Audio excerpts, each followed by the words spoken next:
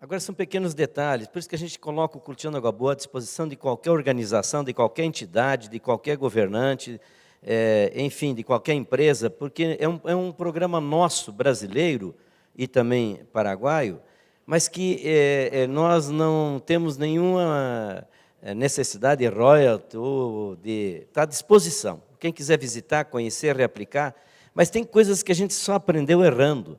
Por exemplo, nós não distribuímos mais cartilhas. Nós fazemos seminário, workshop, por que a cartilha e o que fazer com ela.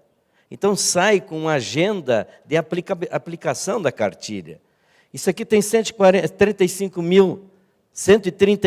mil exemplares.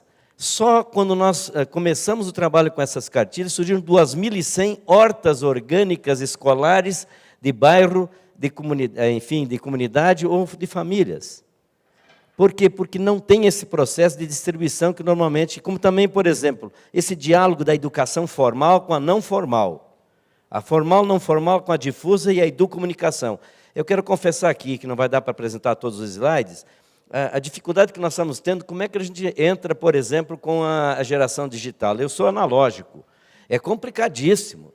E uma coisa que, de repente, foi encontrada uma ideia, e, no fim, a gente fez um primeiro teste, e depois é um negócio fantástico, que é fazer excursão sobre as áreas da bacia hidrográfica com estudantes, com jovens, mesmo que não estejam na faculdade ou na universidade, mas com um detalhe interessante. É eles que ajudam a programar. Com a universidade, que tem um curso de cinema lá da Universidade de Integração na América Latina, foram feitos, nos finais de semana, pequenos, rápidos cursos sobre edição de pequenos vídeos, etc., gravações, etc., etc. Resumo da história. A expedição Encontros e Caminhos, Cultivando Água Boa, a última que nós fizemos, que foram em 45 dias, claro, não seguidos, mas com atividades culturais, com memória de cada microbacia da região, visitando coisa recuperada e coisa ainda com passivo ambiental agudo, diálogos de geração, etc., etc. Para vocês terem uma ideia, a única exigência que os jovens fizeram que tivesse internet móvel. O Facebook, Cultivando Água Boa, Encontros e Caminhos, teve 803 mil curtidas. Porque eles tinham toda a estrutura montada, só envolvendo também os grafiteiros, envolvendo hip-hop. Para vocês terem uma ideia, o que nós temos hoje de escolas que foram recuperadas, toda a sua pintura, etc., com quem? Com os grafiteiros. Bom, rapidamente, então, eu queria fechar para dizer o seguinte.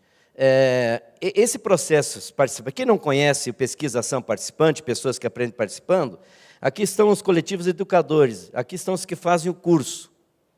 Só que para concluir o curso não tem que fazer nenhuma monografia, tem que criar comunidades de aprendizagem. Então, o primeiro processo formativo, Miriam, 2003 para 2004, nós agregamos 2.907 novos atores no programa, porque a comunidade de aprendizagem não é trazer apenas 10 pessoas, tem que ser multiplicadores comunitários. Então, quando começa o curso, lá naquela etapa que recebe o certificado, que é reconhecido pelo MEC, nós fizemos toda a costura, para receber esse certificado e concluir essa etapa, tem que ter comunidade de aprendizagem. Então, ele começa o curso sabendo que não tem conversa. Em mexer no cotidiano, tem que ter comunidade de aprendizagem. E aí dá no que deu desses coletivos educadores que vocês viram aí e tal. Uma outra coisa que eu queria aproveitar para falar rapidamente, ver que uma coisa leva a outra, agradecendo muito a boa intervenção assim, da querida companheira Iracema, é como é que a gente notou que quanto mais nós entrávamos e mais nos envolvíamos, mais afloravam questões decisivas. Por exemplo, a questão da diabetes tipo 2, que em cada 10 novos casos em São Paulo, lá em Foz do Iguaçu, de cada 10 novos casos de diabetes tipo 2 no Brasil, 4 são de crianças. Pega isso com a obesidade infantil, você vai ver o que acontece. Então, você não consegue discutir no Brasil hoje que 60% dos gastos do SUS estão com problemas causados pela alimentação do brasileiro e o estilo de vida. A gente só discute hospital, e só discute o somático.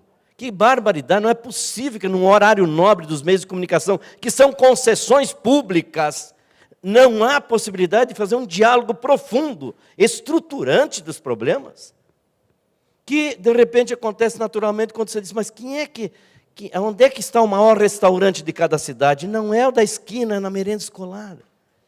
Tem 3 milhões de pessoas que comem merenda escolar todo dia no Brasil. é maior que a Argentina inteira.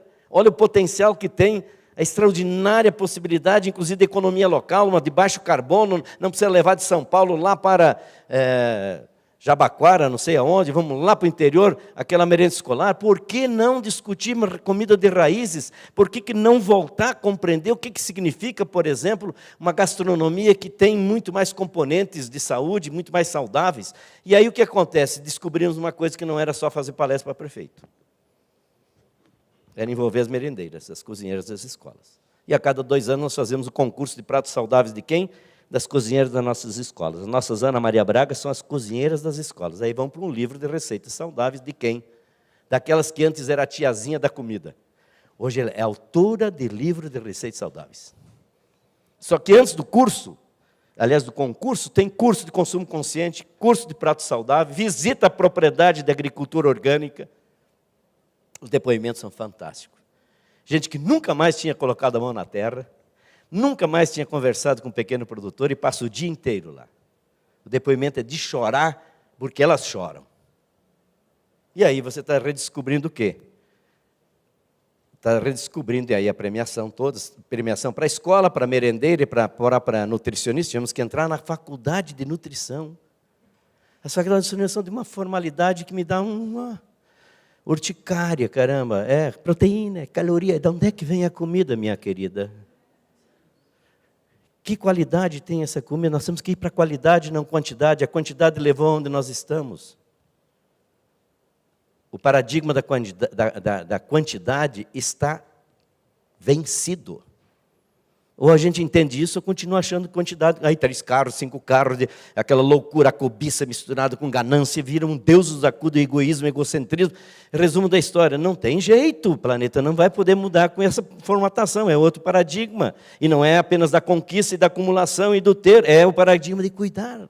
Agora, para amar, para cuidar tem que amar, reaprender a amar o alimento, compreender os nexos da comida com saúde, compreender os nexos da comida, saúde com a água, o que você faz com a água, pela água e na água, mas também os sonhos e a poesia da água. E aí como é que eu faço cisterna nas escolas? Porque nós começamos a receber prefeito, queria que nós ajudássemos a ter caminhão-pipa. Disse, olha, por favor, como caminhão-pipa? Vamos discutir cada município onde é que tem problema de estresse hídrico e que período do ano. Poxa vida. Mesmo em São Paulo, quanto que é que tem precipitação pluviométrica aqui, por ano? 1.000 e quantos? 1.400, 1.500 milímetros por ano, precipitação pluviométrica? Claro que tem período seco, tivemos problemas mais agudos, tem na estiagem, nós estamos vivendo mudança climática, extremos, etc, etc. Mas 80% da água numa escola é para uso não nobre, é para lavar a cancha de esportes, a calçada, irrigar o jardim para o sanitário. E a gente não compreende só que eu não adianta fazer a obra física. Eu tenho que fazer a obra profunda, que é o que? A aula de matemática vai calcular quanto que vai de areia, de cimento e de ferro para fazer cisterna. A cada 3 meses vai calcular quanto é que está gastando mesmo com a Sabesp e com a água. Eu tenho que fazer a poesia da água, eu tenho que trazer para redações sobre a água, mas eu tenho que fazer com que eu tenha cisternas e eu tenha horta. Eu aprendi com o Fridtjof Capra que a melhor escola que tenha na cozinha e na horta. Um canteiro irrigado, outro não. Como é que eu vou explicar para uma criança de São Paulo que quer fotossíntese? Decorando para a prova, só. Aí como é que eu faço com que eu possa ter isso aqui? Só que isso levou uma coisa que nós queríamos, era isso que nós queríamos. Era recuperar daí as nascentes, mas além de recuperar as nascentes, era cisternas no sistema produtivo. Cisternas nas escolas como primeiro chamariz para levar para as outras áreas. E aí eu tenho isso aqui, ó. Para dar um exemplo aqui, ó, pequena propriedade cheia de produção de suínos e de leite. Sabe quanto é que essa família dessa propriedade consome de água enquanto família? 380, 400 litros por dia. Sabe quanto é que a propriedade consome? 15 mil litros. A nascente desapareceu, o poço tinha secado, e aí faz o quê? Ele desesperado. Eu só sei produzir suínos, leite e tenho aves também, intensivos em uso de água. Conclusão da história, essa cisterna aqui, que tem 500 mil litros. Ele tem segurança hídrica por 221 dias por ano, com os períodos que temos de chuva. Resumo da história, ele se libertou, porque hoje tem segurança hídrica e não está usando a água nobre para o uso não nobre. 40% da água que nós usamos é de uso nobre, 60% não é de uso nobre. Se eu não gerar essa reflexão, eu vou continuar vendo o cara lavar o carro com água da Sabesp, que tem produto químico, que é dolarizada, porque é um produto importado, para ser potável. Ora, não é possível que a gente não consegue. Só que o que é isso? É a pedagogia da prática. É a pedagogia, ou a ecopedagogia que nós chamamos. Porque nós não ajudamos nenhum desses trabalhos se não tiver um projeto ecopedagógico que é apresentado antes. Aí vai para a indústria. Essa aqui hoje tem 70% de reuso da água. Não tinha 1 litro de reuso de água quando começamos. Uma grande cooperativa agropecuária. E aí a surpresa do nosso produtor, que era contra a mata ciliar no início, não queria saber de fazer cisterna, e foi uma surpresa o impacto causado na comunidade. Melhorou muito a qualidade da água, a quantidade de água na sanga, lá chama sanga, a recuperação de mata ciliar, a readequação. E aí ele disse uma coisa bonita. A volta da mata ciliar deu até um novo visual para a comunidade. Pode até dizer que melhorou o clima. Claro, cada árvore grande em São Paulo é a mesma coisa que o trabalho de 4 aparelhos de ar-condicionado. Isso aqui, como é que eu chego na comunidade? Um curso com a comunidade, em que a comunidade vai monitorar a qualidade da água. Ela vai ver pelo físico-químico e pela lupa, que se tem mais esses sensíveis aqui, esses organismos, a água é boa. Aqui a água é poluída. Nunca disseram para eles que era possível ver os bichinhos na água. Eles dizem bichinhos. Como é que eu peço para alguém dizer, não joga mais no rio, que faz 100 anos que joga no rio, que não serve porque o rio limpa e leva embora? Essa é a subcultura que construímos em 100 anos. Aí tem todo ano alguém limpar. Ora, se eu não for a causa, e qual é a causa? É o que me disse uma líder comunitária. Ah, minha cabeça fez assim, Nelton. Eu jogava no rio, tudo que não servia mais. Agora estou vendo os bichinhos que tem, porque ela aprendeu a manusear um físico-químico simplíssimos e uma lupa. Porque 95% que existe na natureza não se consegue ver com o olho nu. Bom, o resumo da história está aí, o resultado. Bom, vamos para frente, terminando.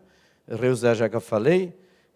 E aí o resultado que eu diria assim, olha, alguém pode dizer, não, mas isso, vocês estão com 12 anos, eu disse, não, mas não, começamos assim, ó. Começar pequeno, pensar grande, mas ó, andar rápido. Nós começamos aqui, ó, 2 microbacias, vou mostrar para vocês aqui, porque senão não vão acreditar. Nós começamos com 2 microbacias, olhando bem o território para poder criar já um efeito multiplicador. Resumo da história. Essas 2 microbacias, hoje é isso aqui de intervenção. Então, nós estamos chegando agora a 1/3 de todas as microbacias recuperadas nos chamados passivos coletivos. E o que significa esse trabalho de recuperação? Significa 217 microbacias, começamos com 2. Primeira coisa é recuperar as nascentes. Nascente por nascente. É inacreditável a natureza. Por isso a sala de aula tinha que ser para a humanidade a natureza. A natureza tinha que ser a maior ecopedagogia de tudo. Como é que eu aprendo com a natureza? Como é que ela é tão ecossistêmica? Como é que ela é tão extraordinária? Ela tem que descansar, então tem que ter rotação de culturas. Ela tem que comer, tem que adubar. Ela tem que beber ou irrigar, ou chover. Em outras palavras, a gente aprender que é um organismo tão vivo. Aí você recupera uma nascente que a comunidade estava indo embora porque 3 poços haviam secados. Aí começa o trabalho junto com a comunidade, de recuperar as nascentes, com o mínimo de apoio. E isso aqui hoje não tem nem custo, porque é um mutirão de esforços.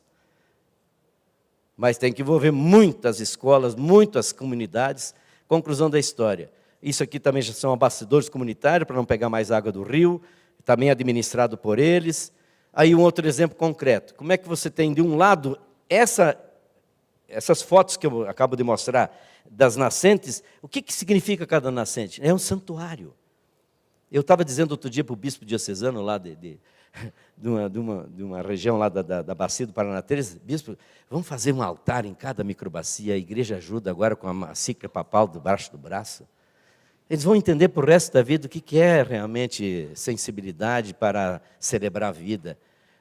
Cada nascente tinha que ser um santuário. São Paulo é um pouco meio complicado, teria que mexer na Avenida Paulista inteira, né? Mas tudo bem, mas tem aquelas ainda que estão os rios, vamos ver à tarde aí, que é uma bela de uma experiência. Mas o que eu quero dizer com o seguinte, junto com cultivar água, já que tem o produtor de água, quando nós começamos o programa, os que eu recebi de mensagem, gente dizendo, o que vocês estão loucos? A água não se cultiva. Aí eu vejo a nossa Ana, com 96 anos, na década de 70, 80, já falando que tem que plantar água. Cultivar água, produzir água. Agora, como é que eu vou... Olha aqui o que a água já fez. Isso é comum na América Latina. Países tropicais nem se fala. Aqui, imagina, tromba d'água. A pecuária, cada caminho do gado vira uma erosão. Resumo da história, como é que fica depois? Olha aqui. O que é, depois da nascente, você recuperar o solo, quer dizer, conservar o solo. Aqui não tem como a água ir embora. Ela penetra no subsolo, melhora o lençol freático, vai ter mais água para a cantareira. Claro, mas não tem nunca uma ação só. E que se for só e ainda isolada, esqueça. Faz de conta. Faz de conta se vai achar que tem uma solução só. Recupera a nascente, conservação de solo, ok? Vamos para frente. Plantio direto de qualidade. O que é isso? É uma iniciativa nossa, criada no Brasil, em que você não lavra, você depois que colheu, planta sobre a palha. Imagina com o calor que nós temos, com o sol que nós temos, uma lavoura como esta lavrada. Primeira coisa que vai dar é erosão eólica, aquele poeirão que vem. Porque nós copiamos a agricultura da Europa, eles têm 6 meses de neves, eles têm que lavrar. A cada 6 meses nós não podemos lavrar, ao contrário. Olha os milhões de micro-organismos que tem nos primeiros centímetros que você tem de solo. Agora, só um exemplo para vocês, rapidamente. Nós somos muito urbanos. O plantio direto é uma das providências ligadas, por exemplo, à agricultura de baixo carbono. Uma das iniciativas. Com 8 milhões de hectares que sejam integrados na agricultura e na pecuária brasileira, com esta prática, com 8 milhões de novos hectares, nós vamos reduzir 17 milhões de toneladas de CO2. E isso está conectado, portanto, com a nossa meta que levamos para Paris, que tem 5 grandes eixos. O primeiro eixo, para reduzir em 37% a emissão de gases de efeito estufa do aquecimento global até 2025 e 43% até 2030, é a grande Agenda 2030, que já estamos trabalhando na região. A grande Agenda 2030 ela tem que ser local. A Agenda 21 não deu muito certo porque ela ficou estratosférica. Se você não aterrizar em cada propriedade, em cada bairro, em cada município, os locais é que vão fazer a transformação global, porque é ali que está o cotidiano de cada um de nós. É nesse sentido, pois, que uma providência como essa, dos 5 eixos, um deles, o que mais gera CO2 no Brasil, é o uso da terra. O segundo gerador é a questão das energias que ainda temos, embora somos campeoníssimos em energias renováveis. O terceiro é a questão da agropecuária. O quarto é a indústria, resíduos, etc. E o quinto é o desmatamento da Amazônia. São esses 5 eixos. Fez isso, 90% da emissão dos gases de efeito estufa, nós vamos diminuir. Pois bem, acelerando, pois. Agora, isso aqui é um exemplo de um município. Toda essa área que está em amarela é onde o solo está conservado, um dos municípios que era campeoníssimos em erosão. Uma estrada. Isso aqui é uma estrada comum. As estradas no Brasil não respeitaram o microecossistema na área rural. Conclusão, ela recebe a água da chuva com solo. Nenhuma estrada fica boa depois de uma chuvarada. Resumo, essa estrada vira isso aqui. Microecossistêmica, ela não rasga mais o microecossistema, ela está com 10 centímetros acima da plantação, portanto não recebe mais água das lavouras, ao contrário, tem dissipador de energia a cada 300 metros, ela dura, não tem problema maior de manutenção, e é uma estrada, portanto, que é ecossistêmica. Aqui é a mata ciliar. Gente, para o Brasil inteiro discutindo Código Florestal e nós com a dor no coração. Gente, nós estamos fazendo mata ciliar. Dá para sair de Foz do Iguaçu e a Vitória e Espírito Santo, são quase 1.400 quilômetros de mata ciliar feita com cerca que não está na lei, nem no código anterior. E essa mata ciliar, olha aqui, ó, antes ele ia até o rio, ó, olha a agropecuária dele. É normal no Brasil. Aí a cerca não, é 30 metros, isso é para a vida, é para a natureza. Ah, você tem que pagar para chegar aqui. No início tinha gente que dizia isso para nós, você tem que indenizar, sai daqui. E aí vai, coletivo educador, oficinas do futuro, etc., sensibilização. Conclusão, não temos uma ação em juízo, não precisamos pagar R$1 de serviço ambiental, e hoje nós temos mata ciliar que dá para sair, repito, de Foz do Iguaçu e a Vitória e Espírito Santo se colocar em linha reta. Agora, Nelson, o que se... Sim? Vamos indo para o fim? Vamos para o fim. Está aqui o exemplo. Voltaram 65 espécies da flora e fauna, voltaram as abelhas. Hoje a região é um polo produtor de mel, vendendo inclusive em São Paulo. Tem 310 pontos de venda, e estamos trabalhando muito a abelha jataí, que não pica e tal. Isso aqui não vai dar tempo, Itaipu também fez um trabalho muito grande, não foi nessa diretoria, não foi na nossa época. Logo que surgiu o reservatório, plantou 23 milhões de árvores no lado brasileiro, plantou ou manteve também no lado do Paraguai. Agora, a única coisa que nós fizemos em 2003 para cá é fazer uma conexão do Parque Nacional do Iguaçu com essa faixa de proteção da Itaipu, que eu acabei de citar, com essa aí. Então, isso aqui é um corredor de biodiversidade. Felizmente, nós já atingimos 99,4%. Começamos em 2003, olha o que é a natureza. E sempre envolvendo as comunidades, caminhada, etc, etc. Bom, eu vou fechar, porque aqui não vai dar tempo para mostrar o que é uma microbacia recuperada, né, os quilômetros de cerca, mata ciliar recomposta, de estrada readequada. Aqui é a produção de suínos de leite, cada ponto desse é um pequeno produtor de suínos de leite. A linha amarela, que é a grande novidade, é um gasoduto que canaliza o metano no único ponto, uma usina termoelétrica biogás. Ninguém mais desses está comprando energia da companhia. Estão vendendo o excedente. E como está chegando o carro elétrico, e já estamos numa pesquisa muito positiva do veicular, quer dizer, o metano também para os equipamentos agrícolas, e ao mesmo tempo tem o gás de cozinha. E ainda tem um biodigestor, aliás, um biofertilizante, que é o dejeto, que, na verdade, entre aspas, purificado, porque tirou-se o metano. Aqui são como é que nós chegamos a essa produção, que faz com que nós tenhamos hoje 60% de toda a merenda escolar nos 29 municípios, de produção local e 31% orgânica. Repito, nosso sonho é chegar a 90% da merenda escolar produzida onde? No município. Se fizer isso em todos os municípios brasileiros, faz uma revolução no campo, fortalece definitivamente a agricultura familiar. Não tem que fazer esse trajeto, essa quilometragem da comida, etc, etc. Agora, veja que uma coisa leva a outra. Hoje nós já estamos com 140 pequenas, individuais, familiares e coletivas, associativas, agroindústrias. E aí a certificação, tudo mais, né, etc., plantas medicinais, com os pescadores, produção de peixe, com as comunidades indígenas, hoje são autossuficientes em alimentação, quase todas elas, tem centro de nutrição, centro cultural, centro de artesanato, as associações e cooperativas. Mas vou pedir que o prefeito, senão fica até desconfortável. O prefeito, vou chamar ele de Gelsi, ele é, na verdade, do prefeito de Santa Helena. E tem uma história muito interessante, porque ele estava acompanhando esse trabalho, foi candidato a vereador, se elegeu vereador, hoje é prefeito. Fala um pouco sobre o seu trabalho lá.